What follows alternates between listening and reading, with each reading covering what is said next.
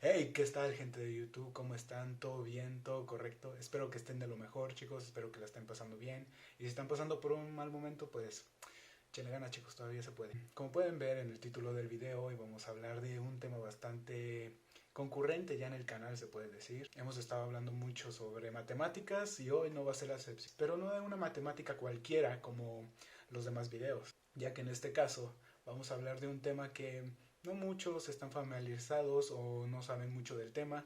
Yo en lo personal no sabía mucho del tema hasta que me puse a investigar para el video, pero es bastante interesante y entretenido. ¿Pero qué es este tema? ¿Qué me dirías si te preguntara si sabes qué es una falsificación? Una falsificación básicamente es hacer una dúplica de algo original con un valor a un valor menor o por otro tipo de método para duplicar documentos, objetos, pinturas, lo que sea.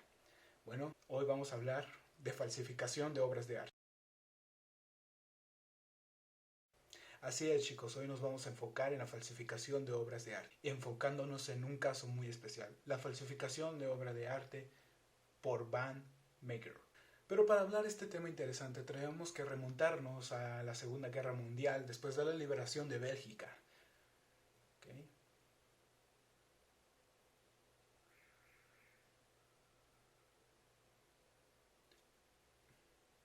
El departamento holandés de seguridad empezó una cacería por las personas que estaban colaborando con los nazis en ese tiempo. En este tiempo habían descubierto en unos archivos de una que involucraban que habían vendido varias de estas obras de arte a los alemanes. Encontraron el nombre de un banquero que había actuado como intermediario. El nombre de este banquero era Hernán Göring. Perdonen si lo digo mal, pero es que los nombres están un poco complicados. Pero les dejaré por aquí una foto en medio de este video para que lo chequen. Del cuadro Mujer en adulterio. Este cuadro es perteneciente a uno de los más famosos pintores del siglo XVII, Hans Beger. El banquero en cuestión había sido representante de un pintor de tercera llamado Van Meegeren. El 29 de mayo de 1945, este banquero había sido arrestado por colaborar con el enemigo.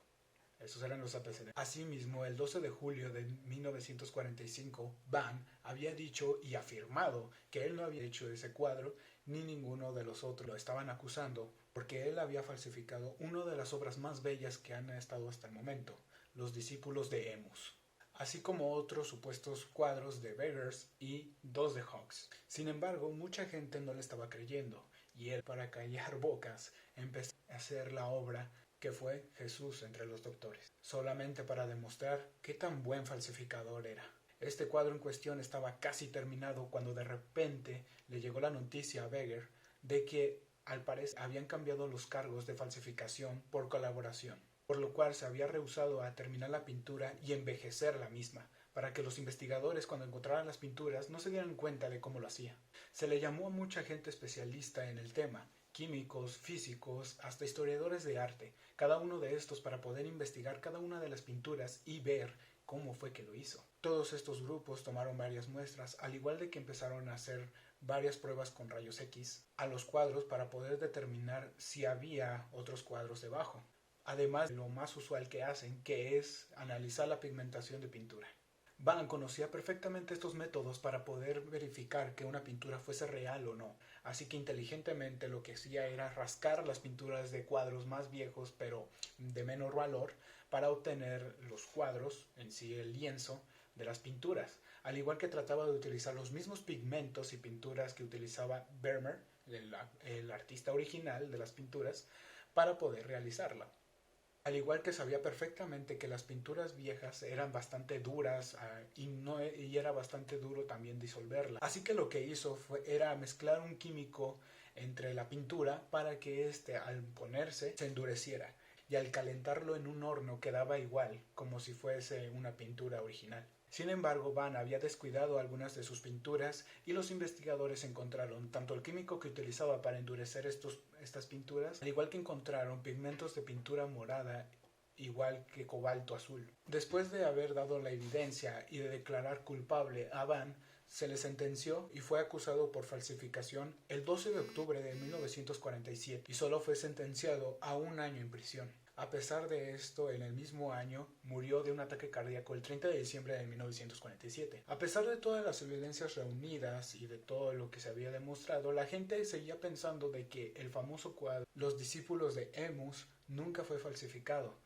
A pesar de todo eso, pensaban de que el cuadro había sido hecho por el verdadero pintor, por el tipo de calidad que tenía, ya que los demás cuadros que él había hecho, como Jesús entre los doctores y varios otros que hizo, no estaban a la calidad en la que estaban los discípulos de Emus. Esto llegó a varias conclusiones en las personas. Algunas afirmaban o pensaban de que él se había dedicado tanto en ese cuadro, los discípulos de Emus, que había puesto todo su empeño en ese, y cuando trató de falsificar las demás obras, no surgió el mismo efecto, ya de que ya estaba bastante satisfecho de su obra y había pensado que las demás no tenía que ponerles el mismo empeño que hizo con ese. Después de todo esto, un historiador de arte también demostró esto y hasta le puso precio a la obra, el cual en su momento costaba $170,000. Pero los demás escépticos no quedaban satisfechos con estas respuestas, querían una respuesta científica, bien y concreta.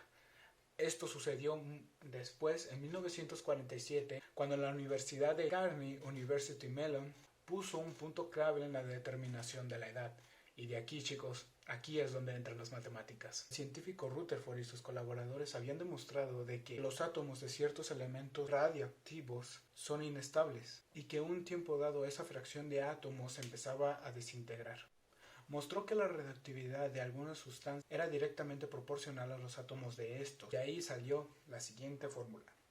Podemos observar en la fórmula el número de átomos que está dado en la sustancia se divide entre el tiempo que ha transcurrido, y esto nos da por igual a la resultante de una constante. Nos da igual a la constante de estos números, a la constante de estos átomos. La medida de desintegración de una sustancia se define como semivida. Esta es el tiempo transcurrido de la sustancia hasta el día de hoy, o hasta el día que se encuentre, en donde se calcula la desintegración de los mismos componentes químicos. Entonces, para poder calcular la semivida, se le da como solución el siguiente ejemplo. La fórmula nos quedaría de la forma despejada así.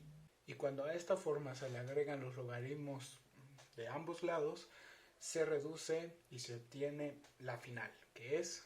Entonces, para poder determinar una pintura falsa de una que no es, usualmente lo que hacen es tomar una muestra de esta pintura, una parte de su pigmento, y la analizan para ver qué tipo de elementos químicos son los que lleva. Dependiendo del tipo de elemento químico radioactivo que es obtenido, se determina su degradación, aplicando la fórmula que se vio anteriormente, o bueno, la ecuación. Bueno, después de hablar un poco de la forma en la que se calcula este tipo de desgaste en las pinturas, ¿qué les parece si checamos un ejemplo para poder determinar y que les quede un poco más claro el cómo es que se hace? Bueno chicos, ya estamos aquí en la pantalla y como podemos notar, aquí tenemos una pequeña tabla en donde nos muestran los minerales ya concretos, al igual que su desintegración. Estos se sacan gracias a las fórmulas anteriores que ya habíamos utilizado. Veamos qué pasa si comparamos una pintura del siglo XVII con una pintura. Comparándolas se llevan 22 años. Será casi igual a la del radio en la misma pintura. Nos en cuenta de que el tiempo cada menos el tiempo inicial va a ser igual a 300. Esto nos lleva a la siguiente ecuación. Como podemos observar en esta ecuación, podremos ver la constante por el tiempo de 300 años, que también es una constante, menos la otra constante por el mismo 300 años menos 1. ¿Okay? Y para esto sabemos de que el plomo 210 tiene un tiempo de desintegración de 100 átomos por minuto. Entonces, para poder evaluar nuestra constante Y inicial, hay que calcular la desintegración actual, que vendría siendo esta de aquí, Y por tiempo. Esta es la desintegración. Y ya de que el polonio es bastante semejante en la tasa de desintegración que el plomo 210, esto nos da una ayuda para la ecuación. Entonces lo único que tenemos que hacer es sustituir los valores del plomo 210 por los del polonio, que vendría siendo este de aquí. Después de desarrollar estas ecuaciones, se determinó una pequeña tabla en donde se anotaron las desintegraciones de estas obras de pintura.